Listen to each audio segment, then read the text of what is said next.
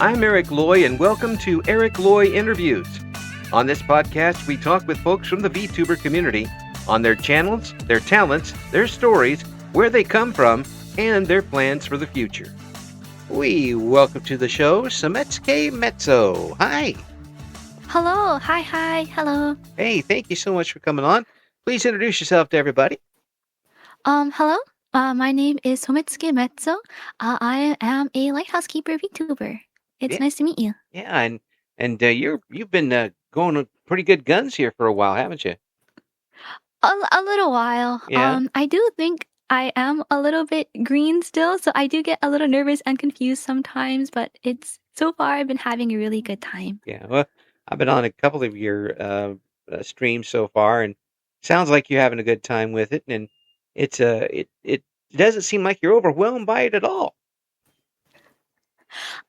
I think maybe because I enjoy talking with people. A lot of people come over to the lighthouse to do tours or to see what it's like. Mhm. So I already enjoy interacting with others. So maybe I have a little bit more practice than I thought I did. Your voice is very distinct and unique and nice for this. It's kind of got a natural what do I say, distinctiveness that comes out without having to push it. That's really a great instrument to have there. Oh, thank you very much. I don't think anyone's ever commented on my voice before. Well, I think only when I started streaming I first received that as a comment from others. yeah. Well, you got a bigger audience now. You got more people paying attention for it, but it really does. It lends itself to the talking type of streaming very well because it automatically it doesn't overwhelm you, but it's very welcoming, which is a great thing to have. So, nice. Got nice voice box you got there. You too very much. Oh, well, thanks. That's 60 years of not smoking will do that for you. I don't have the Pall Mall voice like some folks have at this age, so that even hurts to do. Ouch. So when did you get started with content creating and what brought you into it? Oh man, it really was when I debuted as I first opened my doors to the lighthouse in January of 2025. Mm-hmm. Prior to my official debut, I probably had streamed very casually, only maybe 5 times. Yeah. Very casually. And I found that I enjoyed it. So after that, I was like, oh, I would like to put more energy and effort into doing this activity. Yeah. It really does seem to fit you. And it's interesting to hear how comfortable you already seem with it. Were you somebody who's always been in front of audiences, so you just are naturally comfortable, or are you putting on a good act with it? It's probably a combination of both, honestly. Um, I before when I was a lot younger, I was very socially awkward, I think. Mm-hmm. So, Kabru from Dungeon Meshi, where you just kind of stare at people and see how they interact and not really copy, but try to understand social cues and emulate it. And eventually you have a better understanding of how to interact with others. That was actually a lot of what I did for myself as well. Oh, so you kind of observed and went from there. You learned as you watched. Yes. Yeah. Yes. Well, sometimes that's the best way to do it.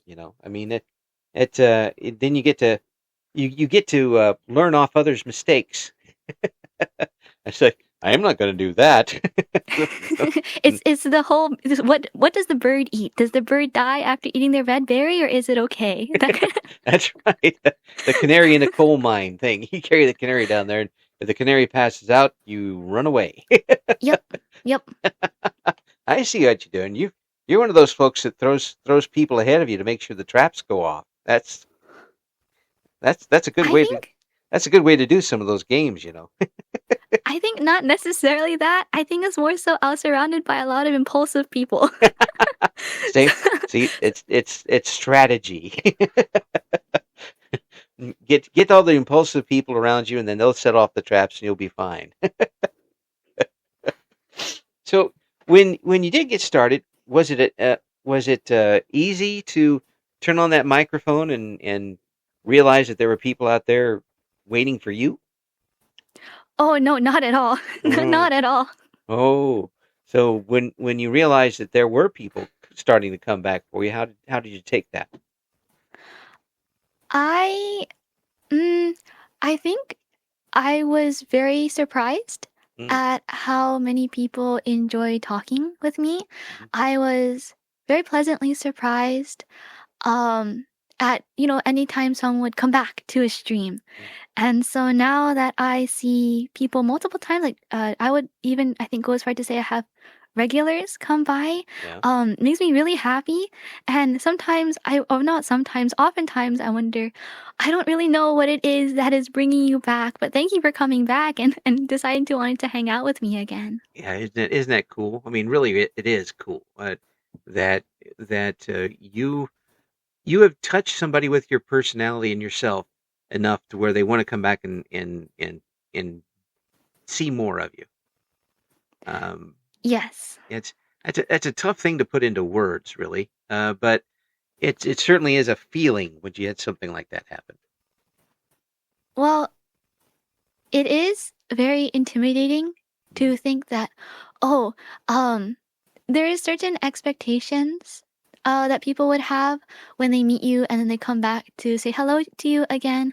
I mhm, think this is true for any interaction with another person where you have preconceived notions and expectations when you see someone again, how they are, what their personality is like. mhm, And sometimes I don't really still understand what those preconceived notions could be or the impression maybe I give. Um, I do my best to be self-aware, but sometimes I am still very sometimes I have struggles with that being self-aware. So mhm, I am working a lot harder to understand myself. mhm, But I do know since the very beginning that I did have very clear goals and ideas of what I wanted to do. mhm. Um, as opening myself up to other people. Yeah. Yeah, yeah. And have you been able to do that? I mean, are you well on the road to being where you want to be in that case? I hope so. Mhm, I think oftentimes maybe my goals are very small. mhm, Um, one of the main ones I have a notebook. mhm, I have a notebook. I have a little journal that I started before I began streaming, and I still keep updating it with notes, ideas, as well as keeping track of who I am and how I would like to portray myself mhm, as like being more. That's like a self-aware type of uh activity I do with myself.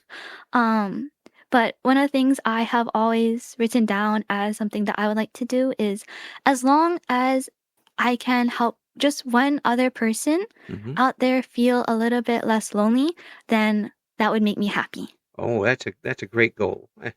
That really is, and that's one of the people people don't have to be streamers to do something like that. Just say hello to somebody, or just Yeah, don't ignore that's them very and true. that, Yes. that sort of thing. But Yes. but here you've got a chance to not only do that for just one or two people, but the potential audience, depending on which platform you're on, could range from the entire country to the entire world, as far as that Yeah. goes. How has it been for you on Irium so far? On Irium, well, I do have to credit as the place that allowed me to start streaming in the first place. Mm-hmm. Um, I when I began, I didn't have a PC. Mm-hmm. I didn't have a mic. I didn't have basically anything. I just had myself and my phone. Yeah. So my options for streaming, I felt very limited as to what I could do. Yeah. Um, so I think Irium gives a really, really good starting point Mm-hmm. if you are unsure about whether or not you want to start streaming, how comfortable you feel talking with others, um, and I guess learning about yourself as well. I think Irium makes it a lot more accessible Mm-hmm. to everybody. Right. Right now, I know the US version is only in the US, but when it does expand to be global, I know Japan is very popular. So I do hope it gives a lot of people opportunities. I had a lot of fun, Yeah. and I still have a lot of fun on Irium. Yeah. Yeah. It seems like it for what you wanted to do. Kind of find yourself out and socialize with folks in that way. Irium seems like a pretty perfect spot for you because you don't have the games or stuff behind you. It's you and the audience. You are reacting directly to what they're saying and in almost in real time. It seemed to be kind of a perfect mix for you. Yeah. I have heard from others. There's like pros and cons to that. I know some people who are a little bit more experienced in streaming but are used to having like something to show the audience while Hmm. you're streaming, Yeah. found that Irium felt very restrictive because it didn't have that aspect. Well, I really enjoyed it because primarily I yap. Yeah. Well, but it's so pretty to hear though. It's Oh man. people tune in just for that, for crying out loud. Um, and I'm sure you found that the people are coming back and it's it's for you. It when people are doing this now for Irium, it is stripped down to a lot of the basic. It's not people are coming to see you play Minecraft Mm, or to have a mm. cooking stream, although you can do some streams with it now. Um, it's because it's you doing the stream. Um, very direct contact with the chat. Uh, for what you were looking for, I I would bet that it was a much better way to do that than starting off on say a YouTube or a Twitch stream. Yes. Yes. Um Yeah, and I just think it suited me particularly Mhm. very well. Yeah, absolutely. Now, um, have you started to look to branch out into the other types of streaming? Yes, I've since December, Hmm. I have streamed significantly more over on Twitch. Hmm. Unfortunately, I've been having some issues understanding YouTube, but I do also would like to stream more often on YouTube due to the VOD Yeah. keeping longer. Yeah, that's for sure. That's what's keeping me going for crying out loud. Um, but the Twitch thing is allowing you to kind of expand more into what you're doing, and uh, I know that you've been doing some different things on there. Has it been mostly games? Have you done art streams or what? I've done a couple of art streams. It has primarily been oh man, what have I been playing? A lot of Marvel Rivals. Um, New games that I never got the chance to play before, so I've kind of tried to find games that sounds interesting to me, and I've gotten just a little bit into certain ones. Hmm. Um, and I've been playing a variety. I think I would yeah, definitely like a variety of things. Yeah, And I plan to keep a variety going. yeah, Um, over on Twitch and then YouTube as well. yeah. So how has the art streams gone? Has it been comfortable for you to um, create art with people watching you do it? Uh, Sometimes that makes people nervous.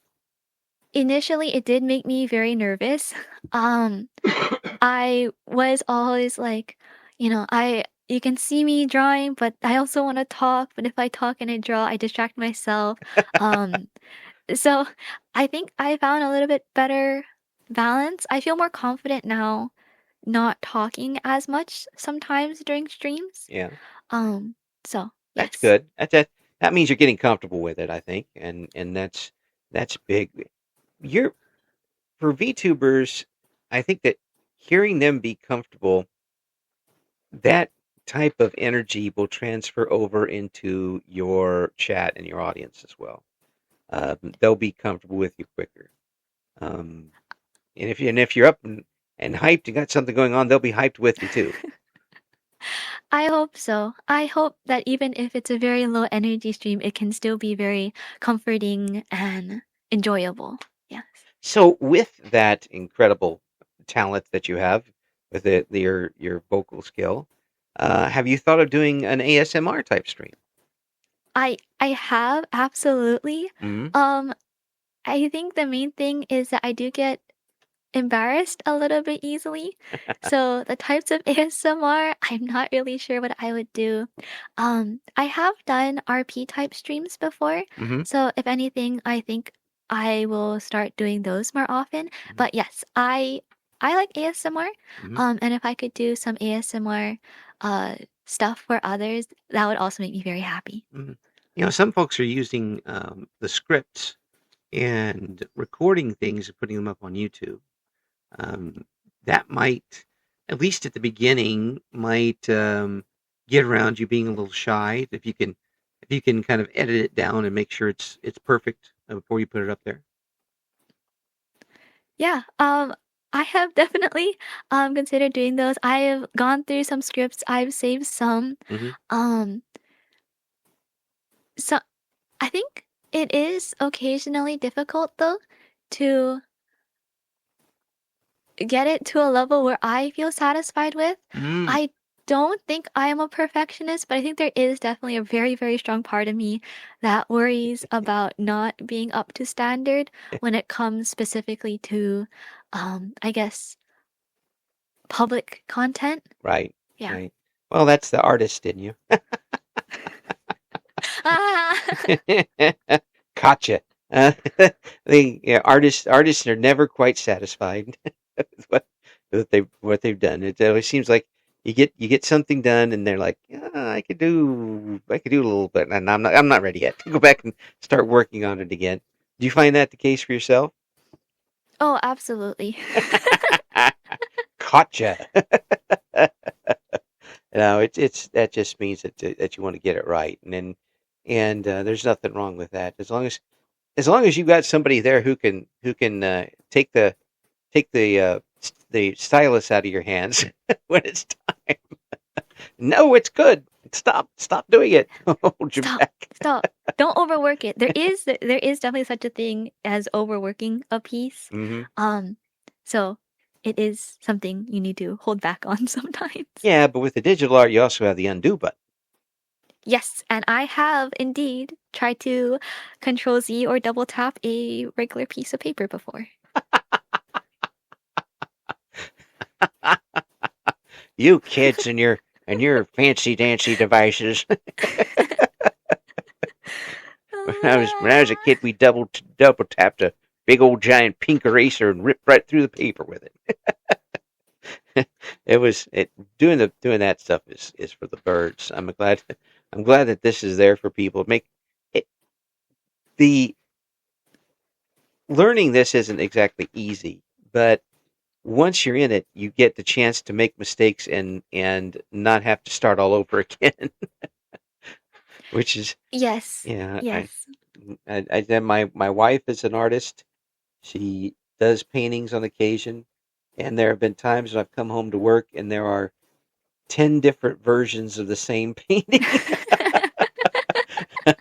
Yep, yep. And I'm like, oh no, I need more paint, she says. Yeah, and we go get more paint. That's what we do. So, what do you like to uh, do when you're doing art? What type of subjects do you do? Well, um, I have done, I think, a pretty wide range of different types of art. Hmm. I enjoy oil painting a lot, actually. Hmm. It's just a little bit difficult to oil paint sometimes because of waste disposal reasons. Oh yeah. Um, I really do enjoy doing oil paints. Still life. I really enjoy impressionism a Hmm. lot. I particularly also like working with very opaque colors in um watercolor or yeah, just I think a lot of different paints, acrylic as well. Just I enjoy painting a lot. Uh, Um, I have a lot of sketchbooks filled with just pencil sketches of characters as well, or like stories I've written. yeah, Um, that's and cool. then digital art too. That, Yes. that's it. Now tell me, because I tried to do, I'm infamously bad as an artist. I just, Oh, there's no such thing. oh yeah, There is. I have so many arguments for you, Mr. Eric Loy. There is no such thing as a bad artist. yeah. Well, there are laws against me doing art. So, but when I was, dabbling around with it, watercolors, and I never got along at all. I just, I don't know how to do it and have it look like anything. Um, but you're doing both watercolors and oil painting, which is, you know, a, I guess it's like oil and water, really, because it is. Oh, It's like yes. Yeah. it Or literally. yes. So that's two It would, completely different mediums with the same canvas, isn't it? well, it would definitely be different mediums. One would be on a probably a cotton Uh-huh. canvas, and the other would be on paper. Mhm. Um, but it is definitely possible now that there's so many different types of mediums that is accessible to artists. Mixed media artworks is, I think, a lot easier to do now. Yeah. Mm. There's a lot of that around now, and in the digital there is a lot of that mixed media going on, which is good because people thinking outside the box, and not everybody has to be in the box. The box can hold so many people. It's not an infinite box. Um, with I got to ask you about the oils, because I've always been fascinated by this. When you're working with the oils, is it easier or harder to get the exact colors you want? I would actually say it's easier. Uh, Um, and that is mainly because if you are trying to do a study or something very specific, very rarely will the color that you want come straight out of the tube. right. So it takes a lot of like mixing and color matching and color theory as well. And with the nature of oil paints, they actually dry quite slow. Hmm. And well, at the lighthouse, it is quite humid almost Yes. all of the time. Yes. So that also means that oil dries extraordinarily slowly, or it cures very, very, very slowly. Yeah, and you have to watch out like salt So water and stuff too. yes. Yeah. So you actually have a lot of time to continue mixing and working the color until it feels like a satisfactory match. And I mean, is it just like a little more dab, a little more dab, a little more, like a little more Mm-hmm. yellow, a little Yep. more yellow? Yep. Yeah. Yep. And and you have to make sure you have enough. Yes. Because if I would think it would be just disastrous to go through and not have enough and still have a quarter of the painting to go. Now you have to mix up something Ah, that looks yes. like that. Well, if you run out of color, that just means you have to mix some more, and that itself can be also very Oh, much a pain. But oh wow. um, it is not uncommon for people to have to remix colors and just do their best to match it again. Mm. Do the colors basically come in the Roy G. Bibs? Just the basic colors, or can you get all sorts of different oil Oh colors? man, we can talk about color theory. A lot of these different pigments will have different undertones in them. Oh, You can think about it very much like you have your primary colors, your secondary colors, your tertiary colors. mm, And out of the tube, a lot of different pigments, depending what the actual pigment used in the paint is, mm, may have different undertones or different ingredients that can interact a certain way with other mm, pigments or ingredients with different undertones. So you have something like a warm blue versus a cool blue, or a cool red versus a warm red. When you hear like cool and warm colors, right. you think, oh yeah, blue is cool, red is warm. Yeah. But really, it depends on the pigment and the type of paint that you're using. Oh So yeah. it is in some way exactly like the color mixing you would learn very early on. Yeah. But in other ways, it can be very different. Well, it's a recipe, isn't it? Yes, Yeah. yes.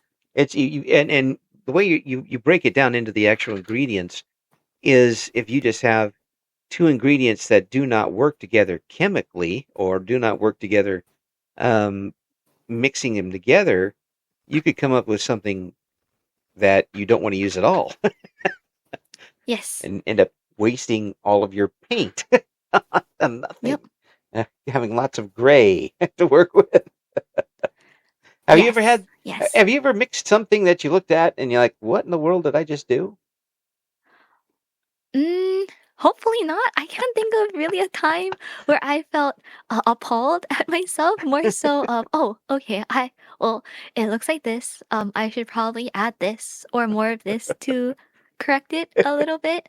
Yes. I can just see me like more yellow. It's been empty the entire tube. Well, you add a little bit at a time. Just to end up with a with one of those pallets that just one big ball of gray on top of it. This is going to be a black and white painting by the time it's If you done. can get a truly neutral out of the red, yellow, blue set, I would be very, very, very impressed. Yeah, well, leave it to me. I might actually be able to set it on fire, but I'll probably probably stop Oh, before then.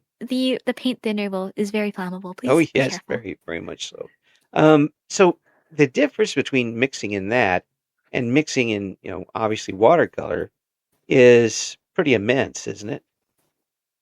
Yes.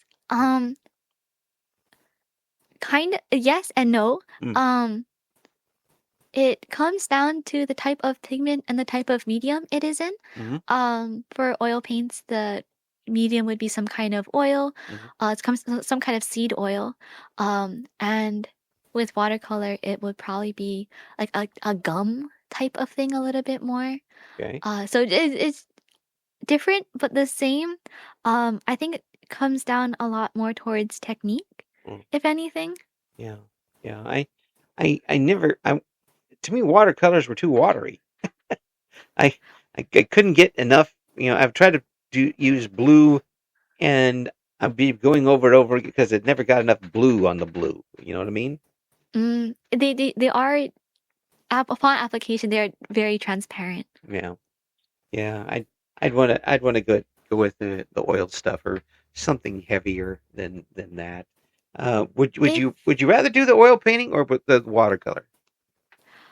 I oh man, I think because I haven't done oil painting in a little bit, I would definitely right now want to do oil painting. Uh-huh. Um, but watercolor is also really wonderful. Hmm. One of the strengths of watercolor is that transparency. Hmm. So you can get lots of different like washes of color that can layer on top of each other. Yeah. I think right now, if I had to choose, probably be oil paints, but I think I like them both equally as much. Okay. That was about as gray neutral as you could possibly get. Well done. Well politically played there between the two. But no, If it's you would like a recommendation, I would probably say if you want to try out gouache at any time, you could also try gouache. okay. Now tell me what that is.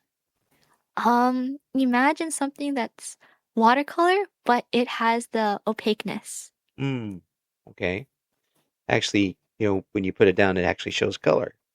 Uh, Yes. and instead of me just using too much water, not getting any color when it comes down to it. Yeah. Well, maybe I can sneak a couple things away from the missus and do that. I I'll say give it a try. Yeah. Who knows? Maybe I can paint one of the cats, but Wonderful. not Please do. not just Um, paint them on the canvas, not on the cats. That's yes. There is probably pet safe paint somewhere. But I would recommend researching that first. Yeah. Well, Um, first of all, we need to see if there's Eric safe paint.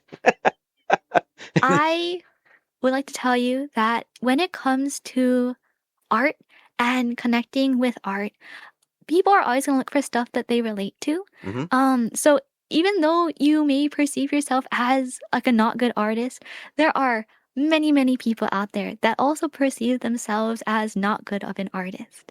So they might be more drawn to the stuff that you make versus something that a master, a labeled master might put forth. So the value of art is very subjective. So I don't think that there is truly any bad artists. You are quite the salesperson, you know. Thank you. If I can sell you creative Mm, exploration, the desire to pursue something creatively, I would absolutely pitch you any kind of sale that you want. Oh, wow. That's well, it tells you a lot about you and what you feel about art. And was that something you started as a very early person? Yes. Mm, I think I have been doing art for a very long time. mm. Yes. So you started with the sketches and just moved on. Did you take any classes or are you self-taught? I have I have my bachelor's in art. Oh, so yeah, you took a few classes. I took a few classes, just a little bit. Wow. I didn't know that would be such a dumb question when I said it. No, but that explains a lot about your passion for it and your want to explain the color stuff with me because I don't know colors like I should, I guess, um, for that sort of thing. But uh, if I would think you pretty much have to understand colors if you're going to be able to do this and be and have the confidence to show other people to what you're doing. I did definitely start off with traditional arts. Hmm. So because digital art is so different, I there is still times where like I would I would double tap or control Z like a regular piece of paper. There are definitely times where I'm drawing or I'm coloring digitally and in my brain I'm like, "If I could just mix these colors together, I know it's gonna get the color I want, but I don't know how to find it on this wheel." Yes. Oh, that's another question I want to ask you about this. With when you switch over to doing the digital art, Mhm. are you actually? I mean, some people say, "Well, you've got so many tools you can use." Are there some ways that you're actually kind of limited in what you can do because you don't have the physical art in front of you? I would say yes and no. Mm, It really comes down to what you would like to do. mm. Because I would think just that as far as colors go, is it tough to mix colors or do you have to rely on the you know moving down whatever colors the computer has types of thing? There is a lot of very technical things Yeah. that should be considered. Display colors, the type of color settings that you're using. Um, are you planning on making this digital thing physical? Um, are you something to consider some of the DPI of the canvas or how many pixels are in this piece of art? Yeah. Um, do you want it to move like a live 2D model? Like, there is a lot of very technical parts to digital art, but you can do so many things in digital art that you would not be able to do at traditional art as well. Wow. Well, when I started with computers back in the Stone Age, we didn't have that many colors. The computers that I worked with first were the Apple II and the Commodore 64. You had like 16 colors, and that was it. No mixing, no color sheet to go by. You had to go with 16 colors, and to see how it's advanced over my lifetime to where you almost literally are painting on screen as you're doing this is pretty amazing. Um, would you think that you could, if somebody gave you 16 colors to work with, and that's all you could do, you can't mix them. Do you think you could work with that? Absolutely. Mm. Because it's a, I think you would be able to just from hearing that. It's great to hear the confidence in your voice when you say that because um, doing something in art, whether it's spoken art, whether it's music, whether it's pen to paper or brush to canvas, it for yourself is one thing. Showing it to somebody else is another thing. How Yes, how yes. early on were you able to break that barrier? Um, Well, I don't think it's truly been broken yet for me. Mm, There are definitely pieces I work on for myself without ever meaning to show them to yeah, another person. yeah, Um, well, on the other hand, I do have also taken commissions. yeah, So, yeah. Are you taking them right now? at the moment, they are closed. Okay. There is one more that I need to finish up before I open them up again. Taking commissions, are you comfortable with that? Using trying to create art to someone else's Oh man, specifications? it's really like the whole like, oh, you came back to hang out with me. It's like, oh, you we would like to exchange tendered goods for services. Yes. Um, it makes me happy to see other people receive my art Hmm. positively. Hmm. Um, and I did have last year, I did have a few pieces that I made for others, Hmm. um, just as a gift to them. Hmm. Um, but it ended up relationship wise ended up being very strained after a while. Huh. And a lot of those people I no longer would like to be in contact with anymore. Mm. So it did cause me to have really bad art block, I think, for a really large part of last year, Wow. where I would feel a little bit negative towards my own art, and that caused a little bit of stress inside. Yeah. Yeah. Yeah. Well, something like that, you kind of have to peel back a little bit and start what you enjoy, and Yes. work your way back Yes. up to it. What and I think that's with anything, whether it's gardening or whether it's playing the piano or something like that. Um, if you hit a wall, go back to what you enjoyed about doing it, and work your way back up to it. Um, if you're not enjoying it, why are you doing it? You know, Yes. Yes. and I get this feeling that you that art has become such a big part of what your life is now, that you want it to be there for you. Yeah, you're absolutely correct. I Even if I feel stressed about it or if I feel self-conscious about it or uncertain about it, because it has brought me so much joy Mm. that I would like to keep it in my life as long as possible Yeah. and Now keep doing it as long as possible. that's great. Now I got a question for you about video games and art. Mm, Will there be, or have there been, video games that you will stop playing because you don't enjoy the art of it? Do you take criticize the art as you play? I think so far there has not been an instance where the art style of a game has bothered me enough to for me not to be interested in it. Hmm. To me, the more defining factors of a game is probably what you're doing, what is the gameplay, Hmm. and what is the story. Hmm. I think even if the art is I'm trying to think of a situation where I would be super turned off by the art. Even if the art is doesn't match how I think it should look Yeah. for maybe characters or something like that, Hmm. or it doesn't like match how I think it should look. Mm. But the story is still very, very good. I think I would still be into it. Yeah. But if like multiple factors where I don't enjoy the gameplay, I don't enjoy the story, even if the art is good, I think that's a very much higher chance where I would not enjoy the game. Yeah. There's some of these games that don't have the Picasso artwork, but the game is set up for that, like an Undertale or something like that. Yeah. Y Oh man, I used to watch so many videos of playthroughs of Undertale uh or like RPG maker games Mhm. where they are like very like a single person making this entire thing. Yeah, or Stardew Valley is that way, yeah. Oh, I've started playing Stardew Valley in December. It is very fun.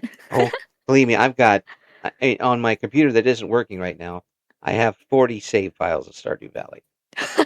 So, Oh my goodness. yeah, I've enjoyed that thoroughly over the years, and you will too. I think you'll enjoy every bit of it. And I'm not going to spoil anything for you. Um, so with this and with your, writing on the side, and with all of your experience now with this, have you thought about putting together some type of a visual novel, or trying to make one as far as the game goes? Oh, I think I have kind of, but for very personal projects, one of those things where it is something I would make for myself and not have shared with another person. Yeah. But I would very much like to do a project where I have the opportunity to voice act Mm, or write a little bit more. mm. It is something I would absolutely love to do, but at the moment, I am not sure if I have the time to put into it. But it is definitely something I would absolutely like to do, but currently have no plans for. Yeah, it's the pie in the sky right now. It's a Uh, pie in the sky, and it's such a beautiful, tempting pie. all pie is beautiful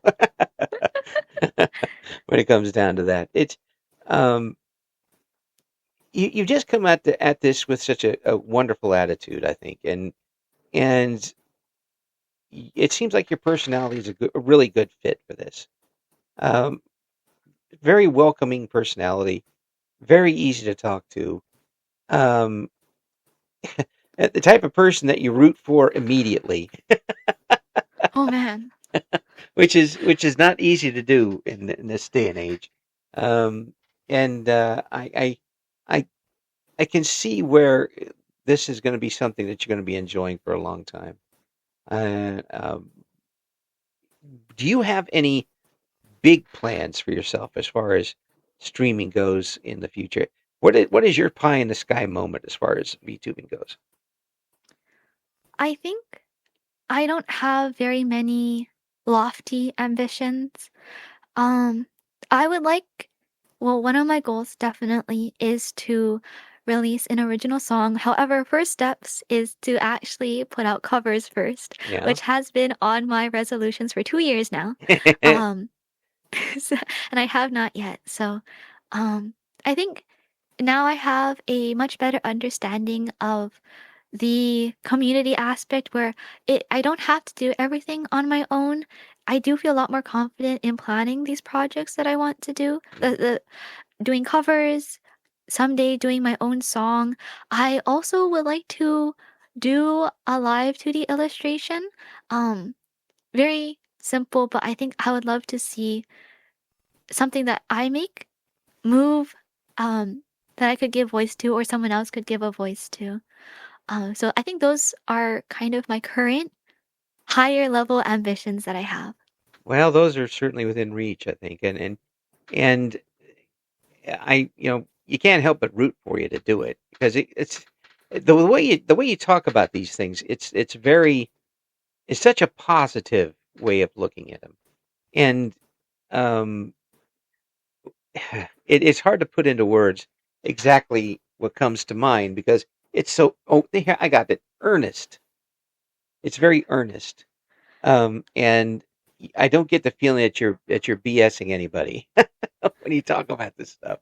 Um, and that's something that's not easy to even the people with all of the best intentions can't always do that. Um, so I would think that there would be folks out there who really want you to do some voice acting here if you put yourself out to it. I think it's much better to be earnest and straightforward than to dance around, especially things like your personality or your morals. Mhm. It's really tiresome to not be yourself. Mhm. And I do my best to be as honest with other people and myself as much as I can be. Mhm. Because sometimes even I have to do some social soul searching and figure out why do I feel certain ways that I do. Mhm. Um, so I do believe a very strong part of how people should be is to approach everything with earnestness and hopefully positivity, even when it's difficult. Mhm. Take those circumstances and become the triumph. Yes, Yeah, as yes. I said, that you're not a. I'll say it again. People are not the product of the circumstances; they're the triumph that emerges from the circumstances. That is wonderful. And every day, every chance I get to talk to somebody on these, and we're up over 750 now, in our third year of doing it. And every time I get a chance to talk to triumphs, and that makes me one of the luckiest men in the world, as far as that goes. Well, I can also say the same about you, Oh, Mr. Eric Loy. mm, Um, I can, I think you really also have a very fitting and easy to talk to personality. oh, So well, I am very honored that you, well, I'm thank able you. to talk with you tonight. Thank you. I do appreciate that. It's just fun to just kind of shoot the breeze with folks, and you get to know them better when you have a conversation rather than an interview. Really, the interview is just there because it's there, and people don't talk enough. You break down that barrier a little bit, and you get to the real person behind it, and that makes it a lot easier to root for people. I think when when you know a little bit about them, and they become human. Um, Yeah. and Yes. that's it's something I think that's kind of lost a little bit, and I'm hoping to see maybe some folks from the VTubing community pick it up and do some things too like this, because I know there's some folks out there who really have the ability to do it. Um, and if we I can do think. push Oh, somebody, sorry, sorry. go ahead, go ahead. I in I do think when it comes to VTubing, because it is the character, I think that some people will connect to a lot stronger Hmm. than who the individuals are beyond the character. Hmm. There is a slight disconnect that is a little bit harder to reach across, I think. Yeah. And I'm not saying that that's bad at all. It is very fun to have that enjoyment Hmm. where there is not as much of I need to know who this person is, but you're just enjoying the character, you're enjoying the content, you're just enjoying being there. Hmm. But I think because that feeling is also part of VTubing culture, it can be difficult to want to go beyond that a little bit Right. from both the audience side and the creator side. Absolutely. 100%. I definitely agree with that. And again, it's not going to be. I'm never going to want to put anybody in an uncomfortable situation if they don't want to. If I've had plenty of people say they don't want to do it, which is okay. And I'm not going to push anybody into doing anything. But the when you even when you come on as a um in a character, so to speak, some people do the how you come across, and if you are comfortable, then the audience becomes comfortable with you as well. When you put a lot of hype into something, the audience gets hyped with you as well. Um, and if you're looking for a certain type of audience, then you have to present that certain type to them for the most part. Um, and I think that you're going to draw the type of audience that's going to be very loyal and will want to see what comes up next in your streams and your future as as an artist. Um, Oh, I just I just thank you so much for coming on. It's an absolute pleasure meeting you, and I'll come on and mess with you on Irium now and again for sure. But I would love to have you come back. Yeah. absolutely, absolutely. Folks, we're going to have all the links in the description for this video. Just another wonderful person we've been able to talk to, a very talented, and you should check out what this person's got Just going on. Mezzo is okay. Yeah. Oh, I've been caught. Dang. Mezzo. What Mezzo's got Mm, going on? mm. Oh man, why is my face red? It's 大丈夫、大丈夫、大丈夫。Mm. Thank you so much for coming on. Thank you very much for having me. Thank you for listening to Eric Loy Interviews. Join us again next time when we talk to another member of the always interesting VTuber community.